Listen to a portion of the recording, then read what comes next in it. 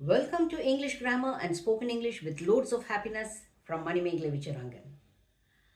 Auxiliary verbs அப்படின்ற தலைப்பை நம்ம பார்த்துட்ருக்கோம். இப்போ இந்த வீடியோவில் நம்ம பார்க்க போகிற டாபிக் மாடல் ஆக்சிலரிஸ். ஆக்சிலரி வேர்ப்ஸ் அதில் பார்ட் 1ல் ப்ரைமரி ஆக்சிலரிஸ் பார்த்தோம். இது ஆக்சிலரி வேர்ப்ஸ் பார்ட் 2. இதில் மாடல் ஆக்சிலரிஸ் ஆர் மொடால்ஸ் அதை பார்க்க போகிறோம். இப்போ மொடால்ஸ்னு பார்த்தீங்கன்னா can, good, shall, should, may, might, will, would and must. இந்த 9 verbs தான் மாடல் ஆக்சிலரிஸ்ன்னு சொல்லுவாங்க. இதை can, could ஒரு வீடியோலையும் will, would, shall, should, may, might and must அதை 5ஆக பிரித்து பார்ட் 2A, பார்ட் 2B அப்படின்னு பார்ட் 2E வரைக்கும் 5 வீடியோஸாக கொடுக்குறோம். ஏன்னா அப்போ தான் உங்களுக்கு அது கன்ஃபியூஷன் இல்லாமல் நீங்கள் பார்க்க முடியும். ஓகே, இந்த வீடியோவில் நம்ம பார்க்க போகிறது கேன் அண்ட் குட். இப்போ கேன், குட் இது ரெண்டுமே பார்த்தீங்கன்னா எபிலிட்டி, பெர்மிஷன் அண்ட் பாசிபிலிட்டி. இந்த 3 இடத்துல, இந்த 3 சிச்சுவேஷனில் யூஸ் பண்ணுவாங்க. அதாவது எபிலிட்டினா என்ன? என்னால் முடியும், நம்ம டேலண்ட்டை வச்சு சொல்கிறோம் இல்லையா, என்னால் முடியும், உன்னால் முடியும், அதுதான் எபிலிட்டி. பெர்மிஷன்னா தெரியும், ஒருத்தர்கிட்ட அனுமதி கேட்குறது, அதுதான் பெர்மிஷன், அந்த இடத்துல யூஸ் பண்ணலாம். அடுத்தது பாசிபிலிட்டி, இப்படி இருக்கலாம், நடக்கலாம், நடக்காமலே இருக்கலாம், அப்படியெல்லாம் சொல்கிறோம் இல்லையா, அதுதான் பாசிபிலிட்டி. ஸோ ஃபஸ்ட் கேன் பார்ப்போம்.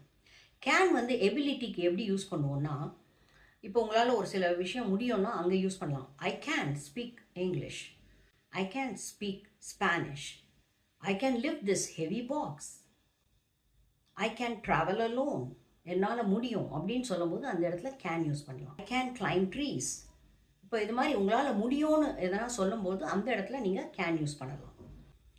இதே கொஸ்டினாக ஒருத்தரை கேட்கும்போது கூட உன்னால் முடியுமா அப்படின்னு கேட்கும்போது கூட can you right neatly, can you speak French, மற்றவங்களை கேட்கும்போதும் உங்களுக்கு முடியுமா, மற்றவங்களுக்கு அந்த டேலண்ட் இருக்கான்னு டெஸ்ட் பண்ணும்போது கூட நீங்கள் கேன் யூஸ் பண்ணலாம். ஓகே, ஸோ எபிலிட்டிக்கு கேன் யூஸ் பண்ணலாம். அடுத்தது பெர்மிஷனுக்கும் கேன் யூஸ் பண்ணலாம். எப்படின்னா can I leave the class now, can I sit here, can I go out.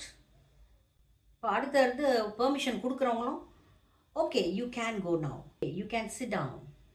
இப்போ அந்த இடத்துலையும் பெர்மிஷன் கொடுக்குறோம், கேட்குறோம், அந்த இடத்துல யூஸ் பண்ணலாம் கேன். ஓகே, இப்போ அடுத்தது குட் பார்ப்போம். குட்டு வந்து பாஸ்ட் ஃபார்ம் ஆஃப் கேன் அப்படின்னு சொல்லலாம். இப்போ டைரக்ட் இன்டைரக்ட் ஸ்பீச்சில் கூட பார்த்தீங்கன்னா கேன் வந்த இடத்துல குட்டாக மாற்றுவோம், டைரக்ட் டு இன்டைரக்ட் மாற்றும் போது. ஓகே, இப்போ கேன் குட் வந்து எபிலிட்டிக்கு எப்படி யூஸ் பண்ணுறோன்னு பார்ப்போம்.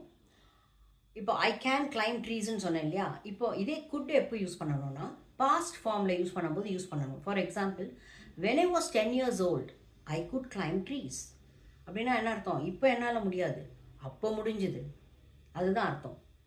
When I was 20 years old I could swim fast. Was a teenager I could lift even a scooter. So புரிஞ்சுதா உங்களுக்கு? இந்த இப்போதைக்கு என்னால் முடியாது, ஆனால் அப்போல்லாம் நான் பண்ணுவேன், அப்போ என்னால் முடிந்தது அப்படின்னு சொல்கிறோம் இல்லையா, அந்த இடத்துல தான் குட் யூஸ் பண்ணணும். அடுத்தது பெர்மிஷன். இங்கே பெர்மிஷனுக்கு குட் யூஸ் பண்ணும்போது பார்த்தீங்கன்னா can I leave the class அப்படின்னு சொல்கிறோம் இல்லையா, அந்த இடத்துல பார்த்தீங்கன்னா கொஞ்சம் பொலைட்டாக இல்லாமல் சாதாரண ஒரு ஃப்ரெண்டுக்கிட்ட பேசும்போது பேசலாம். இங்கே குட் யூஸ் பண்ணும்போது அது பொலைட்டாக யூஸ் பண்ணுறது. ஒரு பெரியவங்க கிட்ட பேசும்போதோ இல்லை தெரியாத ஸ்ட்ரேஞ்சர்ஸ் கிட்ட பேசும்போதும் நம்ம கொஞ்சம் மரியாதையாக பேசணும் இல்லையா, அந்த இடத்துல ரொம்ப பவ்யமாக பேசுறது, அந்த இடத்துல தான் குட் யூஸ் பண்ணணும். இப்போ ஃபார் எக்ஸாம்பிள், ஒரு பஸ்ஸில் ட்ராவல் பண்ணுறீங்க, உங்கள் பக்கத்தில் ஒருத்தர் கொஞ்சம் காலை அந்த சைடில் உங்கள் சைடாக வச்சுருக்காங்க, அப்போது good you please move your leg a little, கொஞ்சம் உங்கள் காலை தள்ளி வைக்க முடியுமா அப்படின்னு கேட்குறோம் இல்லையா, அந்த இடத்துல குட் யூஸ் பண்ணணும். அது வந்து ரொம்ப பொலைட்டாக கேட்குற மாதிரி அர்த்தம்.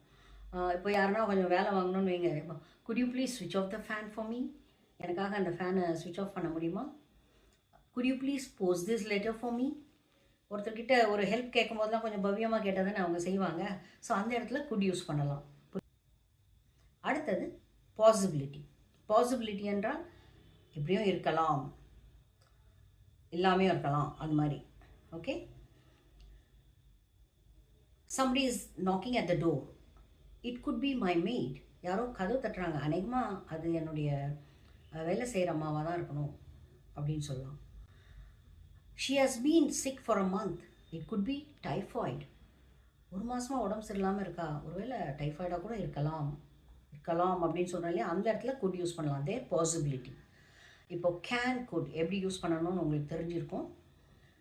So I'm sure you have understood this. இந்த நெக்ஸ்ட் வீடியோவில் மே மைட் எப்படி யூஸ் பண்ணுறதுன்னு பார்ப்போம். Till then, take care, bye-bye, and continue to watch my videos.